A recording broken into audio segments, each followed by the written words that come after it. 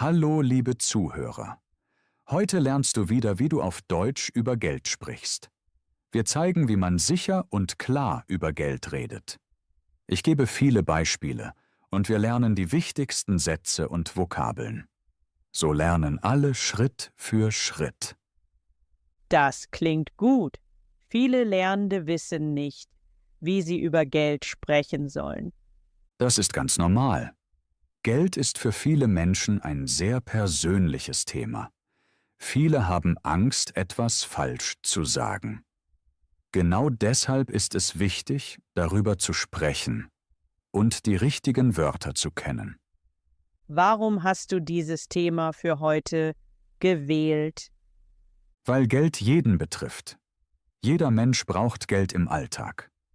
Wir brauchen Geld für Miete, Essen, Rechnungen und viele andere Dinge. Egal ob man arbeitet, studiert oder eine Ausbildung macht, wir alle haben mit Geld zu tun. Wenn man auf Deutsch über Geld sprechen kann, fühlt man sich sicherer im Alltag. Man muss über Geld sprechen können, zum Beispiel im Supermarkt, bei der Bank oder bei der Arbeit. Deshalb sind die richtigen Wörter sehr wichtig. Das stimmt. Ohne die Wörter fühlt man sich oft unsicher. Genau. Außerdem gibt es im Deutschen viele interessante und wichtige Ausdrücke zum Thema Geld, die man leicht lernen kann. Und jetzt eine Frage an euch. Wofür gebt ihr euer Geld gern aus? Schreibt es gern in die Kommentare. Kauft ihr lieber Essen, Kleidung oder Technik? Oder spart ihr euer Geld? Du kannst zum Beispiel schreiben, ich spare jeden Monat Geld. Oder ich gebe mein Geld für Essen aus. Oder du schreibst, ich habe gerade wenig Geld. Oder ich versuche Geld zu sparen. Wenn du kein eigenes Geld verdienst, kannst du schreiben, ich studiere noch. Oder ich bekomme Geld von meinen Eltern. Schreib einen Satz über dich in die Kommentare. Übe das Schreiben. So fühlst du dich sicherer, wenn du über Geld sprichst. Ich erinnere mich noch gut an meine erste Zeit in Deutschland. Ich hatte wenig Geld und musste sehr genau planen.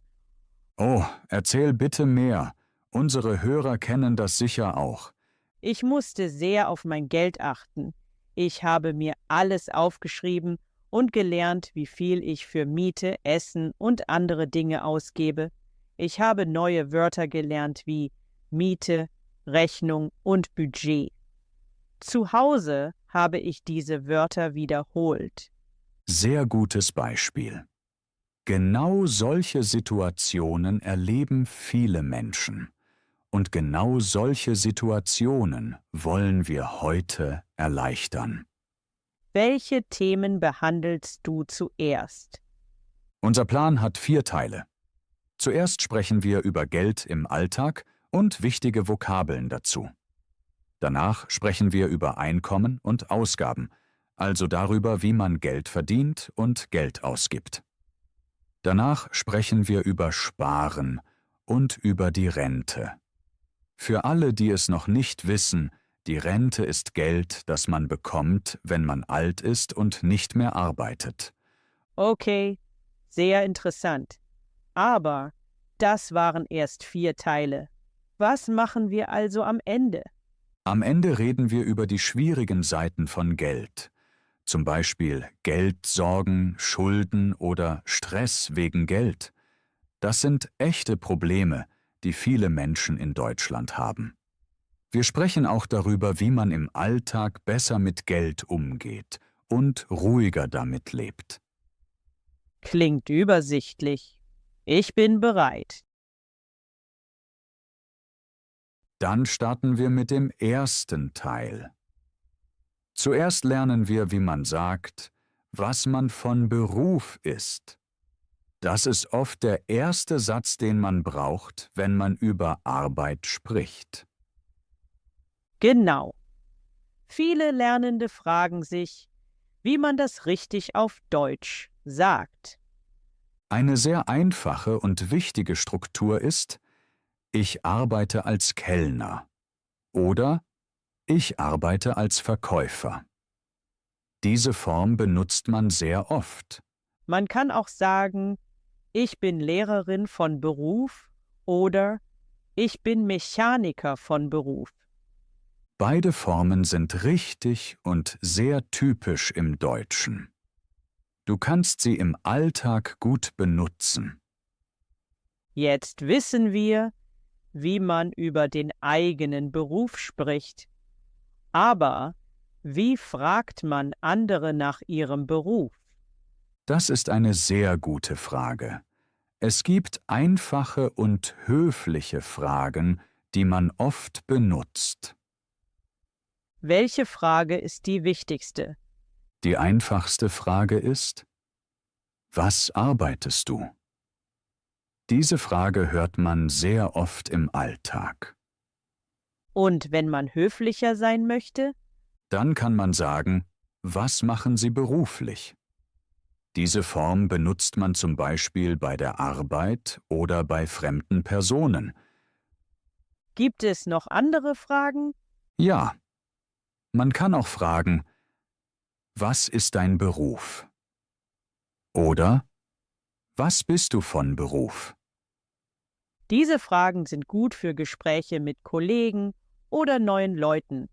Oft kommt danach die Frage, wo arbeitest du? Genau. Diese Frage hört man sehr oft. Darauf kann man einfach antworten: Ich arbeite im Büro. Oder ich arbeite in einer Firma.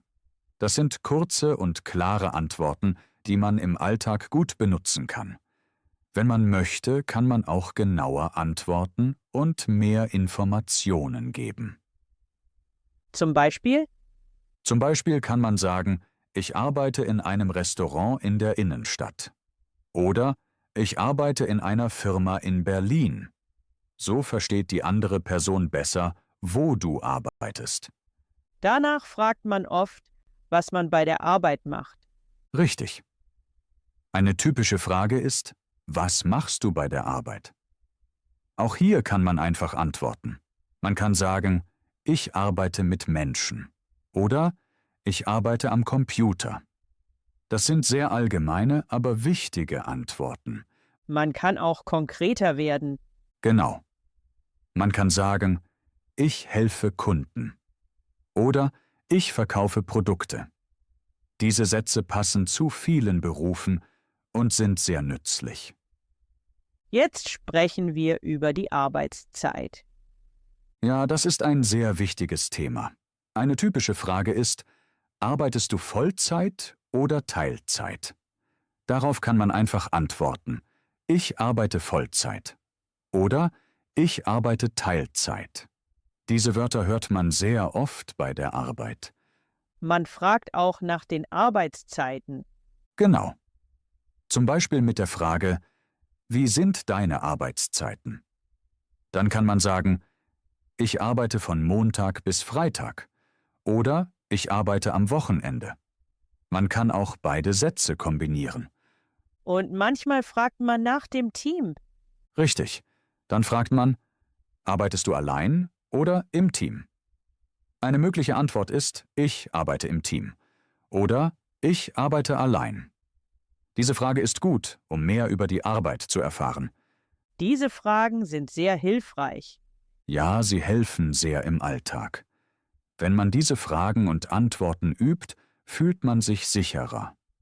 Man kann sie laut sprechen oder aufschreiben. So lernt man Schritt für Schritt, sicher über seine Arbeit auf Deutsch zu sprechen. Und keine Angst vor Fehlern. Genau.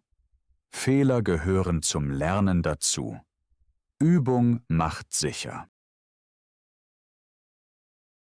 Jetzt starten wir mit dem ersten Teil. Wir sprechen über Geld im Alltag. Das ist ein sehr wichtiges Thema, weil wir jeden Tag mit Geld zu tun haben. Und ehrlich gesagt, ich hatte am Anfang in Deutschland einige peinliche Situationen mit Geld. Oh ja, ich auch. Geld im Alltag war für mich am Anfang sehr schwierig, vor allem wegen der Sprache. Genau. Ich erinnere mich gut an meinen ersten Einkauf im Supermarkt. Ich wollte bezahlen, aber ich wusste nicht, wie man richtig fragt. Die Kassiererin sagte etwas, und ich verstand es nicht. Ging es um bar oder mit Karte? Ja, genau. Sie fragte, bar oder mit Karte? Ich stand da und wusste nicht, was ich antworten soll. Das war mir sehr unangenehm. Das kenne ich.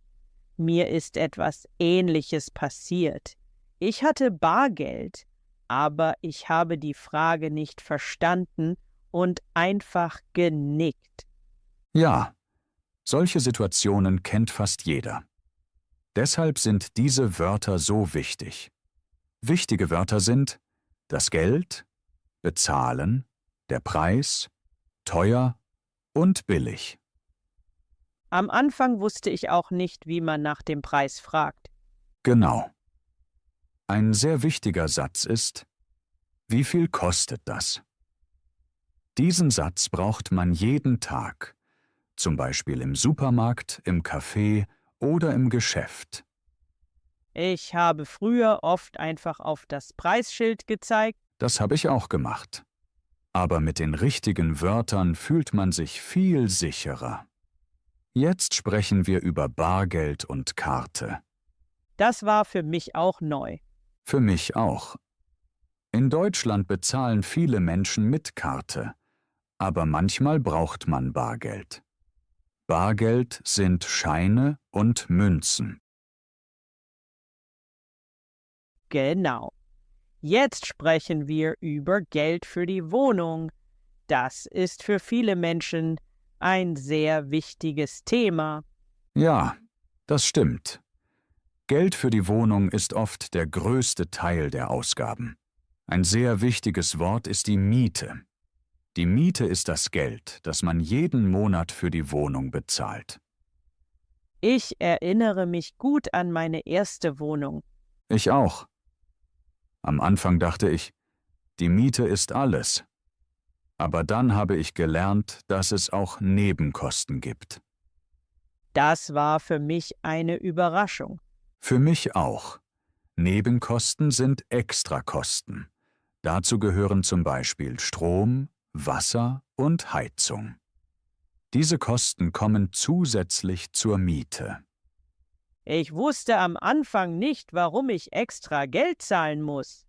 Genau. Dann bekommt man oft eine Rechnung. Eine Rechnung ist ein Papier oder eine E-Mail, auf der steht, wie viel Geld man bezahlen muss. Ich war unsicher, als ich meine erste Rechnung bekommen habe. Das geht vielen so. Man kann sagen, ich habe eine Rechnung bekommen. Oder ich muss die Rechnung bezahlen. Diese Sätze sind sehr wichtig im Alltag. Jetzt sprechen wir über Geld für Essen. Ja, Essen ist jeden Tag wichtig. Viele Menschen sagen, ich gebe viel Geld für Essen aus. Das bedeutet, dass man viel Geld für Essen bezahlt. Ich habe am Anfang sehr viel Geld für Essen ausgegeben, weil ich oft draußen gegessen habe. Das kenne ich gut. Später habe ich gelernt zu sagen, ich koche zu Hause, das ist billiger. Billig bedeutet, dass etwas wenig Geld kostet. Und teuer bedeutet, dass etwas viel Geld kostet. Genau. Diese Wörter hört man sehr oft. Man kann sagen, das ist billig oder das ist teuer oder auch, das ist zu teuer für mich. Das habe ich lange gedacht, aber nicht gesagt. Ja, viele Menschen trauen sich das nicht. Aber es ist wichtig, das sagen zu können. Jetzt sprechen wir über Sparen. Sparen war für mich am Anfang wirklich schwer. Für mich auch. Sparen bedeutet, dass man Geld nicht sofort ausgibt, sondern für später behält. Zum Beispiel für die Zukunft oder für einen Urlaub. Ich habe angefangen, meine Ausgaben aufzuschreiben. Das ist eine sehr gute Methode. Ausgaben sind das Geld, das man ausgibt. Wenn man die Ausgaben aufschreibt, hat man einen besseren Überblick. Überblick bedeutet, dass man genau weiß, wie viel Geld man hat. Genau. Überblick heißt, man weiß, wofür man Geld ausgibt und wie viel noch da ist. Das gibt Sicherheit. Sicherheit ist beim Thema Geld sehr wichtig. Ja, besonders wenn man in einem neuen Land lebt. Wenn man die wichtigen Wörter kennt, hat man weniger Angst und fühlt sich sicherer. Sprache hilft sehr im Alltag. Jetzt kommen wir zum nächsten Teil. Wir sprechen über Einkommen und Ausgaben. Das bedeutet, wir sprechen darüber, wie man Geld verdient und wie man Geld ausgibt. Das ist ein sehr wichtiges Thema, weil viele Lernende hier unsicher sind. Genau. Zuerst erklären wir das Wort Einkommen. Einkommen ist das Geld, das man bekommt. Meistens bekommt man Einkommen durch Arbeit. Zum Beispiel durch das Gehalt. Richtig. Das Gehalt ist das Geld, das man regelmäßig für seine Arbeit bekommt. Viele Menschen sagen, ich bekomme jeden Monat Gehalt. Bei mir war das erste Gehalt etwas Besonderes. Bei mir auch. Ich erinnere mich noch gut an mein erstes Gehalt in Deutschland. Ich war stolz, aber auch ein bisschen überrascht, wie schnell das Geld weg war. Ja, das kenne ich. Am Anfang denkt man, man hat viel Geld. Genau. Aber dann kommen die Ausgaben. Ausgaben sind das Geld, das man ausgibt. Zum Beispiel für Miete, Essen oder Tickets. Richtig. Typische Sätze sind: Meine Ausgaben sind hoch. Oder ich habe viele Ausgaben im Monat. Ich musste erst lernen, meine Ausgaben zu verstehen. Das geht vielen so. Ein wichtiger Schritt ist, Einkommen und Ausgaben zu vergleichen. Dann sieht man, wie viel Geld man wirklich hat. Ich habe dafür eine Liste gemacht. Das ist eine sehr gute Idee. Man kann sagen, ich schreibe meine Ausgaben auf. So bekommt man einen Überblick. Überblick ist ein sehr wichtiges Wort. Genau. Überblick bedeutet, dass man weiß, wie viel Geld man verdient und wie viel Geld man ausgibt. Das hilft sehr im Alltag. Was gehört alles zum Einkommen? Zum Einkommen gehören zum Beispiel das Gehalt, ein Nebenjob oder Geld vom Staat. Manche Menschen sagen, ich habe einen Nebenjob. Ich hatte während des Studiums einen Nebenjob. Genau. Ein Nebenjob ist eine kleine Arbeit neben dem Hauptjob oder dem Studium. Das Geld daraus gehört auch zum Einkommen. Und was gehört zu den Ausgaben? Zu den Ausgaben gehören die Miete, Essen, Transport, Rechnungen und manchmal auch Freizeit. Ich habe am Anfang zu viel Geld für Freizeit ausgegeben. Das kenne ich gut. Ich habe oft gedacht, das ist nicht so teuer. Aber am Ende des Monats war das Geld weg. Das war eine wichtige Lektion. Ja, deshalb ist es gut, über Ausgaben zu sprechen. Man kann sagen, ich gebe viel Geld für Essen aus oder ich versuche weniger Geld auszugeben. Das habe ich auch gelernt zu sagen. Ein weiteres wichtiges Wort ist bezahlen. Man bezahlt zum Beispiel die Miete oder eine Rechnung. Ich hatte am Anfang Angst, etwas falsch zu bezahlen. Das ist normal. Man kann sagen, ich muss noch bezahlen oder ich habe schon bezahlt. Das sind einfache, aber wichtige Sätze. Genau. Jetzt sprechen wir über einen typischen Satz im Alltag. Am Ende des Monats. Das hört man oft. Ja. Viele Menschen sagen, am Ende des Monats habe ich wenig Geld. Oder am Ende des Monats muss ich sparen. Das kenne ich sehr gut. Ich auch. Deshalb ist Sparen wichtig. Aber darüber sprechen wir im nächsten Teil noch genauer. Einkommen und Ausgaben hängen zusammen. Genau. Wenn die Ausgaben höher sind als das Einkommen, hat man Probleme. Dann hat man Geldsorgen. Richtig. Geldsorgen sind Sorgen wegen Geld. Viele Menschen kennen das. Ich habe mich früher oft gestresst gefühlt. Ich auch. Mir hat geholfen, ehrlich zu mir selbst zu sein und meine Ausgaben zu ändern. Jetzt sprechen wir über Spartipps im Alltag. Viele Menschen denken, Sparen ist kompliziert oder langweilig. Aber in meinem Alltag habe ich gemerkt, dass Sparen oft mit kleinen Entscheidungen zu tun hat. Man muss nicht reich sein, um zu sparen. Man muss nur bewusster leben. Ja, das sehe ich genauso. Früher dachte ich, Sparen bedeutet, dass man sich nichts mehr gönnt. Aber das stimmt nicht. Für mich bedeutet Sparen heute, dass ich mein Geld besser verstehe und nicht mehr am Ende des Monats überrascht bin. Genau. Fangen wir mit dem Einkaufen an.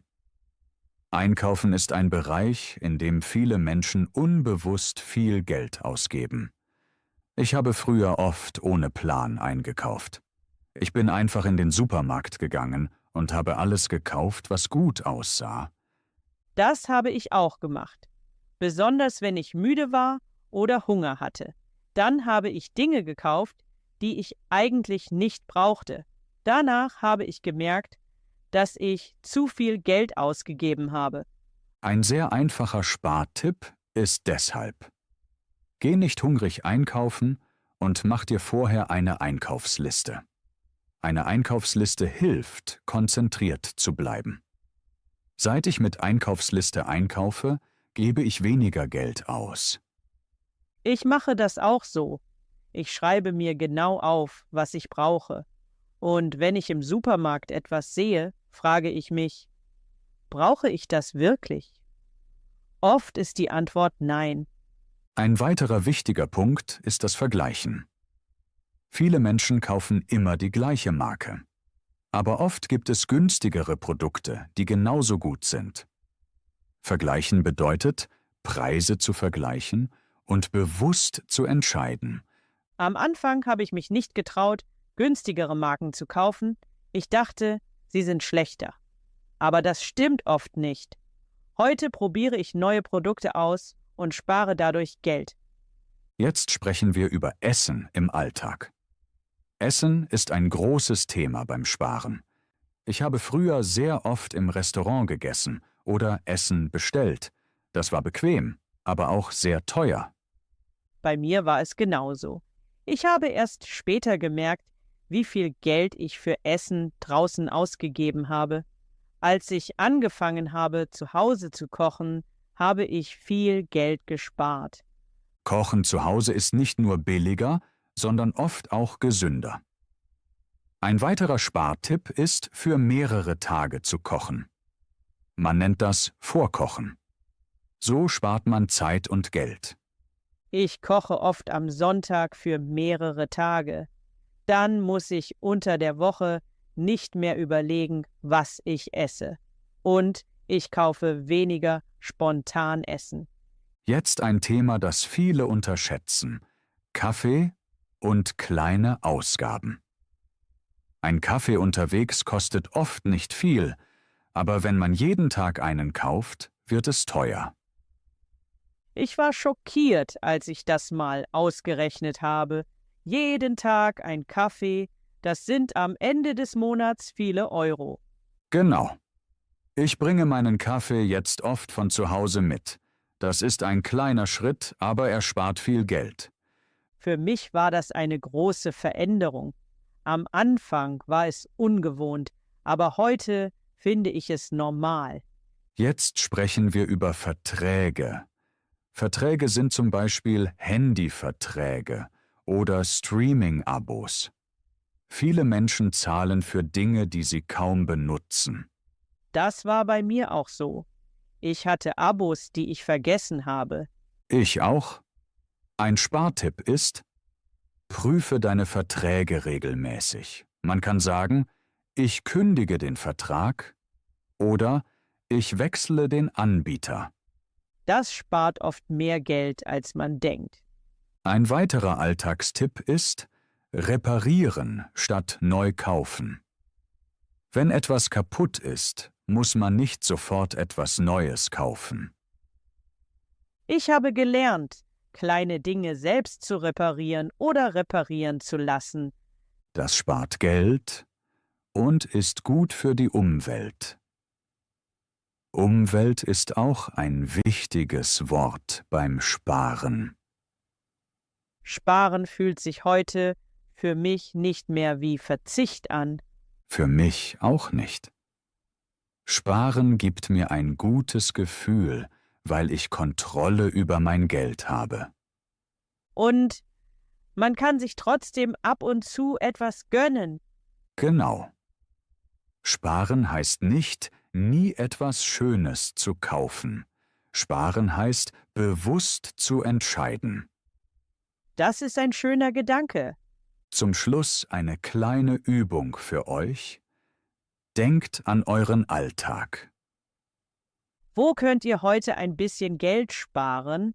Vielleicht beim Einkaufen, beim Essen oder bei kleinen Ausgaben. Schreibt einen Satz dazu auf. Zum Beispiel: Ich gehe mit Einkaufsliste einkaufen. Oder ich koche öfter zu Hause. Schritt für Schritt wird Sparen leichter. Und man fühlt sich sicherer. Genau. Im nächsten Teil sprechen wir über Geldprobleme und wie man darüber spricht. Jetzt kommen wir zum letzten Kapitel. Wir sprechen über Geldprobleme im Alltag. Das ist ein Thema, das fast jeder kennt, auch wenn man nicht gern darüber spricht. Ja, Geldprobleme sind sehr nah am Alltag. Zum Beispiel am Ende des Monats. Genau. Viele Menschen sagen, am Ende des Monats habe ich wenig Geld. Oder mein Geld reicht nicht bis zum Monatsende. Das habe ich oft gedacht, aber nicht gesagt. Das geht vielen so. Ein typisches Alltagsproblem ist eine unerwartete Rechnung. Zum Beispiel für Strom, Internet oder das Handy. Ich erinnere mich an eine hohe Stromrechnung. Ich war total überrascht. Ich auch. In solchen Momenten denkt man oft: Wie soll ich das bezahlen? Das macht Stress.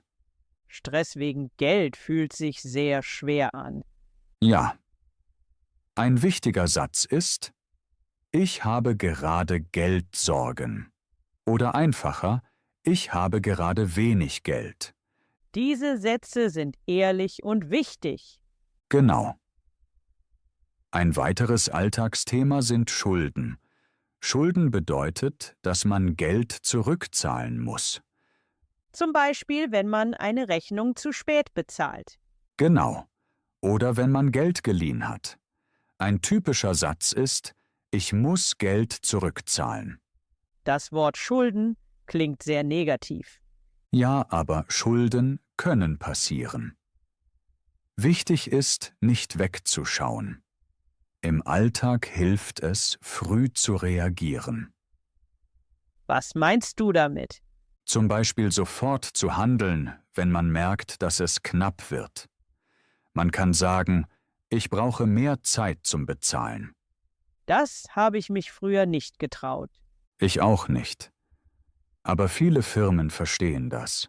Man kann anrufen oder eine E-Mail schreiben. Das ist gut zu wissen.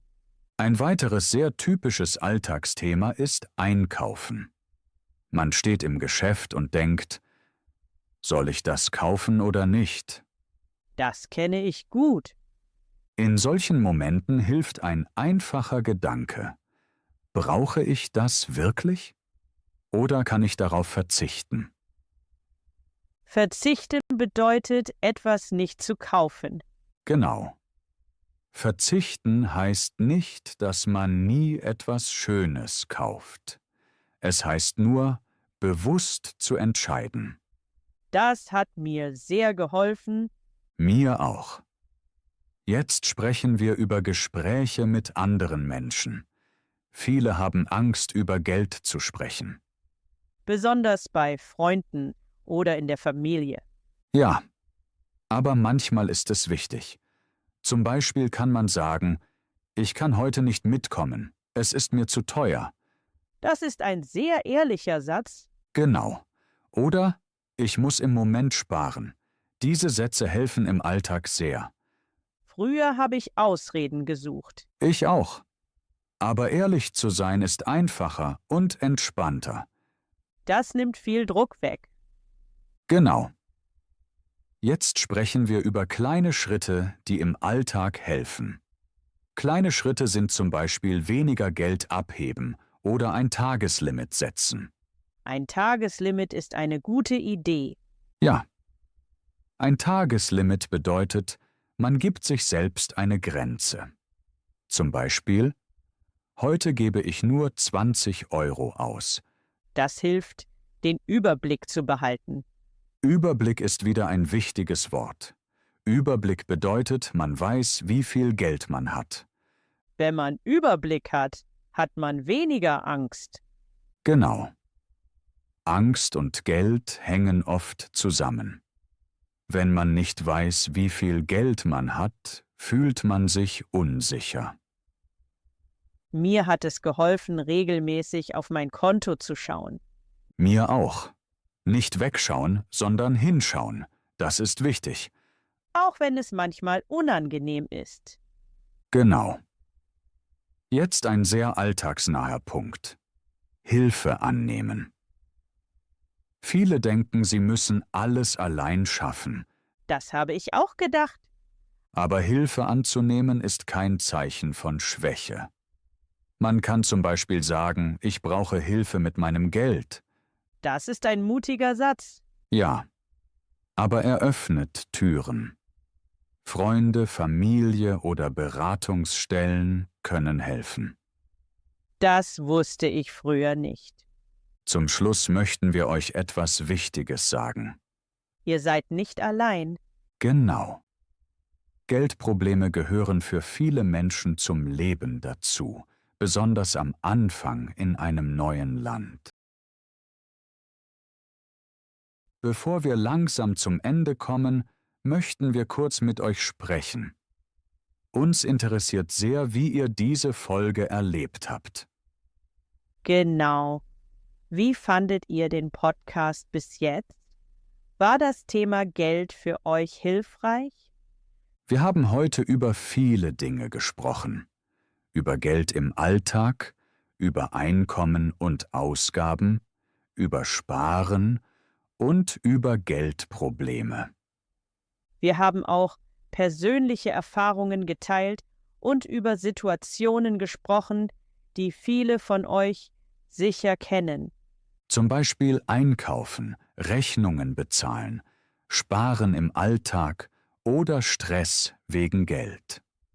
Jetzt würden wir gern wissen, welche Teile waren für euch am hilfreichsten? Waren es die Erklärungen zu den Wörtern oder die Alltagssituationen? Oder vielleicht die persönlichen Geschichten? Schreibt uns gern in die Kommentare, was euch gefallen hat und was euch wirklich geholfen hat. Und auch ganz ehrlich, gibt es etwas, das wir besser erklären können? Vielleicht war etwas zu schnell oder zu schwierig. Oder ihr wünscht euch noch mehr Beispiele? Uns interessiert auch, welche Themen ihr euch für die Zukunft wünscht. Möchtet ihr mehr Podcasts über Geld, zum Beispiel über Sparen, Bank oder Verträge? Oder interessieren euch andere Themen aus dem Alltag? Zum Beispiel Wohnen, Gesundheit, Schule oder Arbeit? Oder vielleicht kurze Geschichten auf einfachem Deutsch? Schreibt uns gern, welche Themen euch beim Deutschlernen helfen würden. Wir machen diesen Podcast für euch. Euer Feedback hilft uns sehr. Vielleicht hört ihr den Podcast beim Spazierengehen, beim Lernen oder auf dem Weg zur Arbeit. Und vielleicht begleitet euch dieser Podcast schon eine Weile. Dann danke dafür. Zum Schluss möchten wir kurz zusammenfassen, was heute wichtig war. Geld ist ein Thema, das jeden betrifft. Und über Geld zu sprechen ist nicht immer leicht, besonders in einer anderen Sprache. Aber mit einfachen Wörtern und Sätzen wird es Schritt für Schritt leichter. Ihr habt heute viele wichtige Wörter gehört und viele typische Sätze gelernt. Zum Beispiel über Einkaufen, Sparen oder Geldprobleme. Wenn ihr möchtet, hört euch die Folge noch einmal an oder stoppt zwischendurch und wiederholt die Sätze laut. Das hilft sehr beim Lernen. Und vergesst nicht, ihr müsst nicht perfekt sprechen. Wichtig ist, dass ihr sprecht und übt. Jetzt sind wir gespannt auf eure Meinung.